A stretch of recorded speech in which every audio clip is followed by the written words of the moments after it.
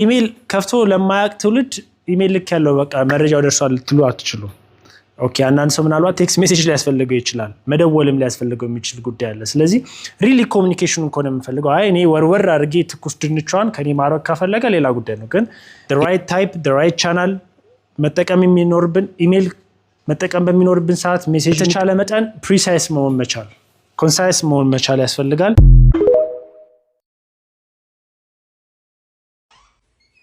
Where you been, Linda, huh? Coffee shop with my friends.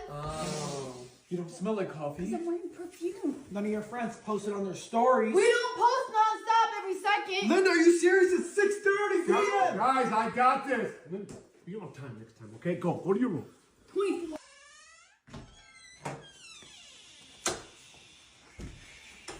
Hold up!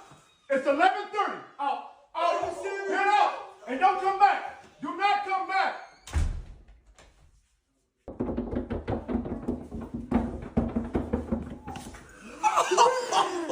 Thank you.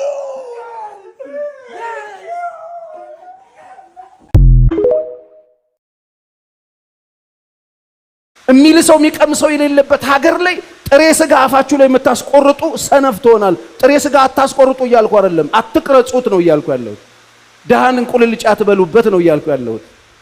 ያላችሁበት ሀገር ደሃ ሀገር ሆኖ የምንኖርበት ዓለም እንደዚህ ሆኖ ሰው በጣም ግራ በተጋባበት ሀገር ላይ በጣም የሚዘባነኑ ሰዎች አሉ። እነዚህ ሰዎች ከትራክ ውጪ ናቸው፣ እግዚአብሔርን አያውቁት። ይሄንን ከቤተ ክርስቲያን ካልሰማችሁ ሶሻል ሚዲያ ይሄን ሊነግራችሁ አይችልም። ለምን ውድድር ነው የተያዘው? ፌክ ውሸት ከእግዚአብሔር ሐሳብ ሩቅ ስለሆነ ውሸት ነው። የእግዚአብሔርን ስትጥሉት የራሳችሁንም ታጣላችሁ፣ የእግዚአብሔርንም ታጣላችሁ።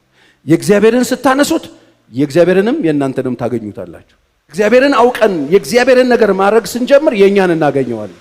እኛ ያተረፈን መስሎን የእግዚአብሔርን ጥለን የኛን ስንፈልግ የኛንም የእግዚአብሔርንም ነው የምናጣው። አሁን ሁሉም ሰው ማግኘት ነው የሚፈልገው፣ ለምን እንደሚያገኝ ግን አያውቀው። ይሄ ካልገባችሁ በደሃ የምታላግጡ ነው የምትሆኑት፣ አገሩን አሁን እንደሞሉት ማለት ነው። ይሄ ካልገባችሁ እግዚአብሔር ቢያበለጽጋችሁ የእግዚአብሔር ጠላት ሆናችሁ ነው የምትቆሙት።